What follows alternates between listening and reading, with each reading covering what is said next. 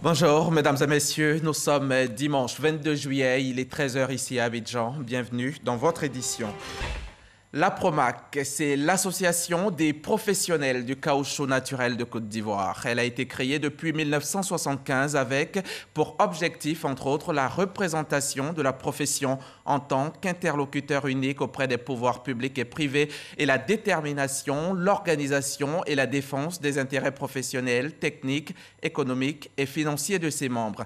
Aujourd'hui, la Promac, c'est une gouvernance qui a permis à la filière EVA de s'adapter aux réalités et au temps avec 19 unités de transformation, 160 000 planteurs, 600 000 hectares de surface plantée et une production nationale de 603 000 tonnes de caoutchouc sec. Un secteur rayonnant, mais tributaire des coûts mondiaux du caoutchouc.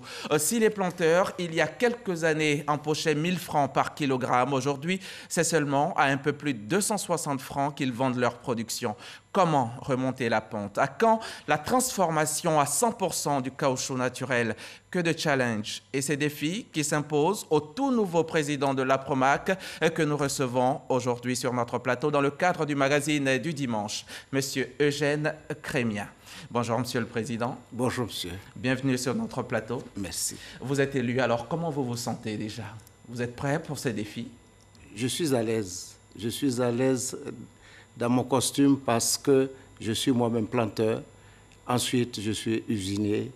Et donc, j'ai la chance de pouvoir travailler depuis 30 ans en tant que planteur, depuis 14 ans en tant qu'industriel. Dieu merci, aujourd'hui, je suis à la tête de notre filière. Je compte sur mes frères planteurs pour faire avancer la filière. Les professionnels du secteur peuvent donc compter sur vous, Monsieur le Président. Oui. Bienvenue sur notre plateau. Je vous retrouve dans une demi-heure pour en parler plus longuement. Nous aurons un quart d'heure pour cela. Et la transition est toute trouvée. Voilà qui nous conduit directement au magazine du dimanche. Et nous recevons aujourd'hui M.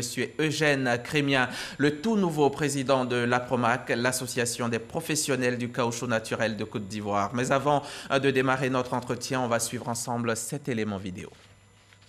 Avec ses 600 000 tonnes, la Côte d'Ivoire est le premier producteur africain de caoutchouc. Mais de nombreux défis demeurent. On ne peut rien parce que le caoutchouc ne se mange pas. Le caoutchouc ne se mange pas. Donc, quel que soit le prix, on est obligé de vendre le caoutchouc. On ne peut pas aussi non plus le stocker pour garder. Donc, on est obligé de supporter le prix qui est fixé par la Promac. Le prix d'achat du caoutchouc n'est pas le seul défi que devrait relever la filière évéicole. Quoique les usines se soient développées parallèlement aux plantations villageoises, elles évoluent pour la plupart dans la première transformation. La seconde transformation, qui devrait apporter une plus-value à la production locale, est très peu exploitée.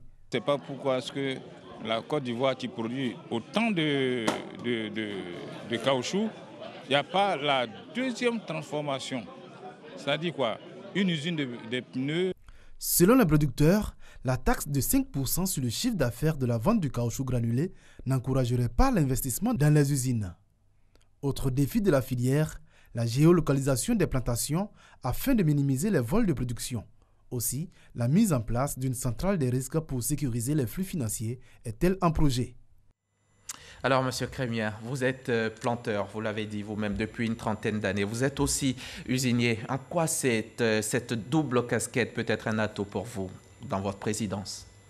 Merci. En tant que planteur, j'ai pu connaître tous les métiers du planteur. Du début de la création jusqu'à l'exploitation, j'ai pu suivre cela. J'ai 30 ans de métier de planteur. Je me veux planteur et non pas usinier.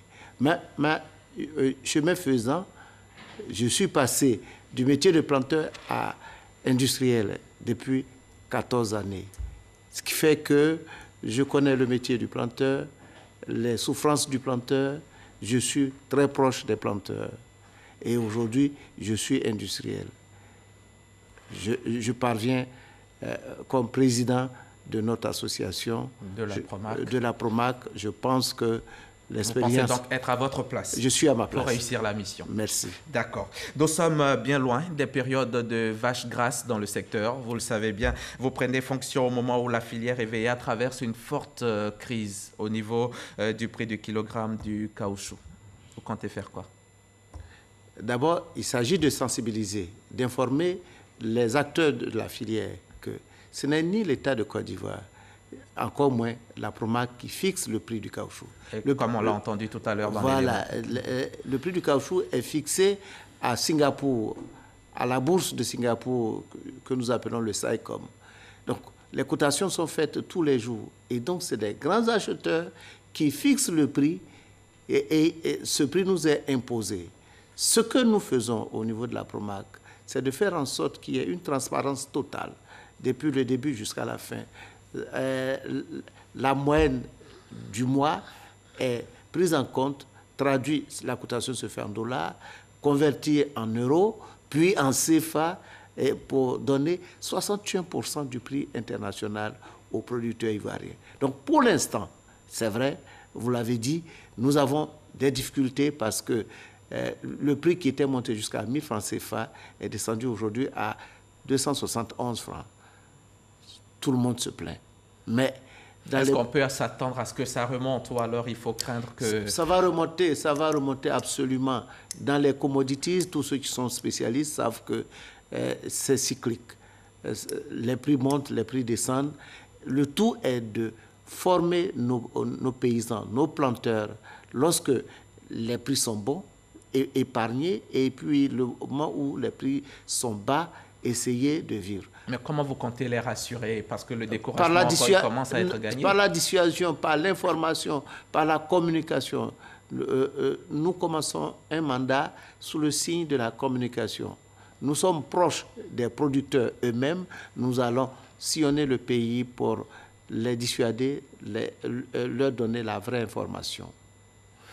Et nous pensons que d'ici la fin de l'année, normalement, en 2019, les coûts devraient remonter un peu. On peut s'attendre à 1000 francs encore? Non. Un peu moins? Non, parce que le marché mondial, d'abord, l'économie du caoutchouc est liée à celui du pétrole. L'économie du pétrole est le baromètre de la santé de l'économie mondiale. S'il y a des soubresauts à droite, à gauche, vous verrez que le prix du pétrole va remonter. Et si le prix du pétrole remonte, celui du caoutchouc suit. D'accord. On sait que dans votre secteur, il y a l'un des problèmes majeurs de la filière, c'est la question de la mise en place de l'interprofession. Alors, nous savons que récemment, il y a eu un grand recensement qui avait été lancé dans ce sens, mais jusque-là, rien n'a été obtenu. Qu'est-ce qui coince? Ce qui coince, c'est... Les Ivoiriens sont toujours comme ça. Il faut sensibiliser, Le collège des producteurs doit regrouper l'ensemble des entités qui participent à ce collège. Il se trouve qu'il y a des dissensions entre Pierre-Paul, des questions de personnes. Notre rôle aujourd'hui en tant que producteurs nous-mêmes, c'est de faire asseoir tout le monde à la même table, de discuter, de trouver une base consensuelle qui permettra la mise en place de ce collège. Une fois que le collège des producteurs est établi, nous irons à l'interprofession et cela permettra à tout le monde de gagner de l'intérêt dans notre filière. On se souvient aussi que la Promac avait lancé un ambitieux projet dénommé en son temps la centrale des risques. De quoi il s'agit concrètement et puis où on en est avec ce projet? Alors, la centrale des risques devrait nous permettre de numériser l'ensemble du domaine évéicole de Côte d'Ivoire. On a commencé par la géolocalisation, c'est-à-dire toutes les plantations de Côte d'Ivoire devraient être identifiées avec un code. Ensuite, connaître qui est propriétaire de plantation, quelle est la superficie, quelle est sa production annuelle, de façon à permettre à la deuxième phase, c'est-à-dire aux usiniers, de programmer l'installation des usines en fonction de l'évolution de la production nationale. Quand on a démarré le projet, certains individus n'ont pas cru bon se faire recenser. Aujourd'hui, nous récoltons les désagréments créés par cela, parce qu'on n'a pas eu les statistiques à temps pour programmer l'accroissement de nos usines pour absorber toute la production nationale. ce n'est que partie remise. Nous allons reprendre ce dossier en main. Nous allons y travailler pour que très vite nous ayons. Mais les autres objectifs, dans l'intérêt même du producteur de cette centrale des risques, vous savez que depuis un certain temps, on a assisté à des vols sur les plantations. Lorsque la centrale sera mise en place, ça va remédier à cela. Parce que si vous n'êtes pas recensé, si vous n'avez pas un code, vous ne pourrez pas livrer votre production dans une usine. Ça, c'est la première des choses. La deuxième des choses, au niveau des industriels, il se trouve que certains planteurs vont solliciter un prêt auprès des usiniers, soit en nature, soit en espèces pour le développement de leur plantation. Au moment où la plantation rentre en production, monsieur ne va pas livrer là où il a emprunté. Alors, la géolocalisation permet d'avoir un seul numéro, quel que soit l'endroit où vous allez livrer votre production, on vous suivra à la trace et on va récupérer le prêt que vous avez contracté. Vous avez emprunté. Voilà. Bien sûr. Et puis, comment vous comptez y parvenir? Est-ce que vous avez besoin de l'État? Qu'est-ce que vous attendez, par exemple, de l'État dans toute votre démarche? On est un secteur tellement sensible. Vous l'avez dit, nous avons plus de 160 000 planteurs d'EVA en Côte d'Ivoire. Nous avons 600 000 hectares de plantés. Donc c'est un secteur. Pour 603 000 tonnes. Pour 603 000 tonnes. Alors les 603 000 tonnes, c'était l'objectif à signer par l'État sur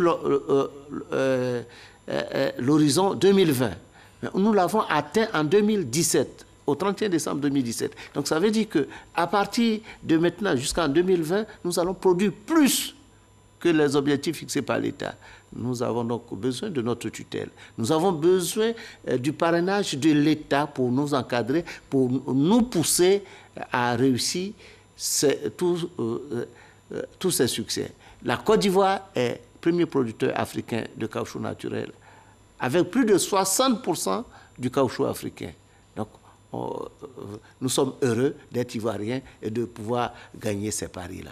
D'accord. Il y a aussi la question de la faible rémunération des planteurs. On sait que les usiniers, dont vous êtes d'ailleurs le président du collège, le président du collège des usiniers, les usiniers sont donc incapables d'acheter toute la production des planteurs. Qu'est-ce qui explique ce fait? Et puis, vous pensez pouvoir changer la chose, changer la donne? D'abord, c'est le dialogue. Alors, il ne faut pas dire que les usiniers refusent de prendre la production. Les usiniers ont une capacité installée aujourd'hui qui absorbe 90% de la production nationale. Mais si la centrale des risques que nous appelons de tous nos voeux avait été mise en place beaucoup plus tôt, les statistiques nous auraient permis de savoir qu'en 2018, nous allons produire tel volume et par conséquent, il fallait accroître nos capacités d'usinage pour absorber toute la production ivoirienne. À ce niveau, je voudrais rappeler aussi que le secteur EVA était le seul domaine, il y a 20 ans, où toute la production nationale était usinée. Donc la première transformation se faisait sur place avant d'être exportée. Aujourd'hui, force est de reconnaître que les statistiques ne nous ayant pas permis, on n'a pas pu installer des usines pour absorber toute la production. Nous demandons à l'État de nous venir en aide pour nous permettre d'investir davantage dans du matériel outil pour accroître notre capacité d'usinage. Vous parlez de première transformation, je vous prends au mot. La deuxième transformation, elle est prévue pour quand? À quand la deuxième transformation ici en Côte d'Ivoire? 100% caoutchouc naturel Côte d'Ivoire, made in Côte d'Ivoire. J'allais dire 100% pneus ivoiriens. Oui, nous sommes capables de le faire, mais on a démarré un process. La première étape consiste à absorber la totalité de la production sur la première transformation. La deuxième transformation, elle se fera toute seule parce qu'une fois qu'on aura maîtrisé la première étape, nécessairement on ira à la deuxième étape. L'État devra nous accompagner. L'État devra nous accompagner par la défiscalisation d'un certain nombre de mesures. Je veux parler de la taxe de 5% qui a été instituée depuis 2011 et qui absorbe la totalité de la trésorerie des usiniers. Il faudrait qu'on règle ce problème et que l'État nous accompagne dans le plan national de développement. Nous avons notre place. Nous sommes un secteur créateur d'emplois. Nous voulons aider les jeunes, les femmes et les moins nantis à nous justement, parlons-en. La problématique de l'emploi des jeunes et puis l'autonomisation de la femme qui est une réalité. Hein. En quoi la filière peut aider à résorber le chômage, justement, et à réduire la pauvreté? Au niveau de l'aide aux plus démunis, aux jeunes et aux femmes, nous avons créé ce qu'on appelle chez nous le Fonds de développement de l'EVA. Ce fonds de développement appuie, subventionne la création des plantations villageoises. Chaque plant que vous achetez, nous subventionnons à hauteur de 60-70% de la valeur du plant. Ça, c'est un. Nous aidons à créer des pistes, en appui bien sûr au programme de l'État. Nous ouvrons des pistes pour aller jusqu'aux plantations, pour enlever sur les productions. Mais ça ne doit pas s'arrêter là. Nous avons d'autres programmes beaucoup plus ambitieux d'aide aux jeunes, aux femmes et aux moins démunis. Ça, c'est la réduction de la pauvreté. Et au niveau de l'emploi, combien de gens vous pouvez vous employer dans le secteur de l'EVA? À titre d'exemple, je vous ai signalé 600 000 hectares de plantation. Lorsqu'elles rentreront en production, c'est 200 000 seigneurs. Alors, la saignée, c'est un métier de l'EVA. C'est 200 000 emplois que nous offrirons aux Ivoiriens. Il y a les autres métiers. Ensuite, les usiniers ont un programme de résorption du chômage en Côte d'Ivoire. Donc, tout cela, nous participons au programme national que l'État a mis en place. D'accord, nous allons terminer, mais qu'est-ce que vous allez répondre à ceux qui pensent que l'EVA est une menace pour la production du vivrier ici en Côte d'Ivoire? Très rapidement, en 30 secondes. J'invite tous les Ivoiriens. Parce qu'il y a eu un moment où... Oui, non, ça a été un malentendu, c'est pour ça que je suis sur votre plateau. La ruée vers l'EVA. La ruée vers l'EVA, nous allons encourager encore plus d'EVA-culture dans ce pays. Mais chaque fois que vous démarrez une plantation d'EVA, vous devez vous faire recenser chez nous. Le fonds de l'EVA permet de géolocaliser. Nous sommes là pour éviter que nos planteurs aillent dans les aires protégées. Donc, nous participons à la protection des forêts classées.